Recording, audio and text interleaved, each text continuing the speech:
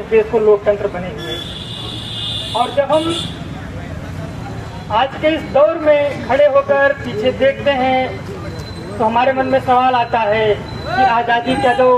सफर हमने तय किया है उसमें हमने क्या किया, क्या खोया, क्या पाया, और आज हम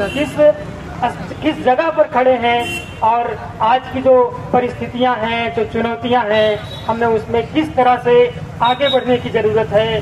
गलतियों से सीखने की जरूरत है, नई नीतियों, नई योजनाओं, नए विचारों को ग्रहण करते हुए आगे बढ़ने की जरूरत है। तो साथियों, हम देख रहे हैं कि किस तरह से हमारे देश में एक सरकार है, हम एक लोकतंत्र हैं, तो जाहिर सी बात है हमारे देश में एक सरकार रहेगी और है। तो जो सरकार है वो काफी दिनों से ये जो आज़ादी है, जो अर्जित आज़ादी है, जिसको हमारे शहीदों ने अपनी जान देकर अपने भविष्य की चिंता न करते हुए, अपने लाभ और हानि की चिंता न करते हुए, उन लोगों ने अपनी जान की बाजी लगाकर जिस आज़ादी को हमें दिया है, जिस अधिकार को हमें दिया है, जिसके तहत आज हम खड़े होकर यहाँ पे बात कर पा रहे हैं, तो इस आज़ादी पर जो खतरा है, जो चुनौतियां हैं, वो बढ़ गई हैं आज जब हम बैठकर यहाँ पे बात कर रहे हैं। क्योंकि हम देख रहे हैं लगातार पूरे देश में जो भी लोकतांत्रिक आवाजें हैं, लोकतांत्रिक स्पेसेस हैं, जो जगह है जहाँ से हम अपने लोकतांत्रिक अधिकारों की प्रैक्टिस करते हैं, अपने लोकतांत्रिक अधिकारों को हासिल करते हैं, उन सारी जगहों पर एक संगठित हमला सत्ता और सत्ता का जो गठजोड़ है, चाहे वो धार्मिक सत्ता के साथ हो, चाहे वो इस देश के उद्योगपति वर्ग के साथ हो, और जो तमाम अघोषित सत्ताएं हैं हमारे समाज में मौजूद हैं, सामंतवाद हो, पितृसत्ता हो, तमाम तरह की जो सत्ताएं हैं, वो सब एक संगठित गिरोह के रूप में हमारी आज़ादी, हमारे लोकतंत्र पर एक संगठित हमला कर रही हैं। और इस देश में जो सबसे बड़ा हमला है, जो सबसे ज्यादा उस हमले से प्रभावित हो रहे हैं, वो है इस देश की युवा पीढ़ी।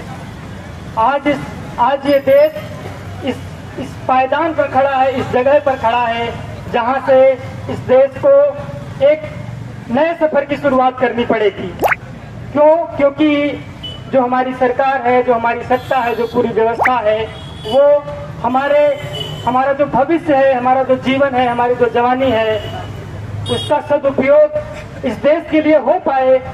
ऐसी ना उसकी नीति है, ऐसी ना उसकी नीयत है। तो इसलिए हमें जो है खड़े होकर यहाँ पे सोचना पड़ेगा, आज़ादी का जश्न मनाते हुए हमें सोचना पड़ेगा कि किस तरह से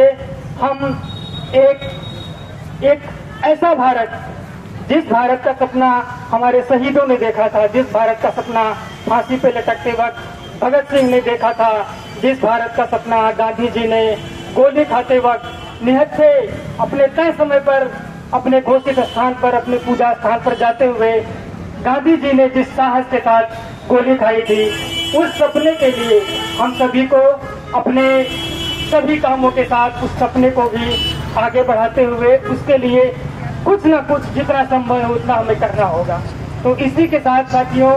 आज़ादी के पूर्व संध्या पर हम लोग आज बात कर रहे हैं। सभी सुनने वालों को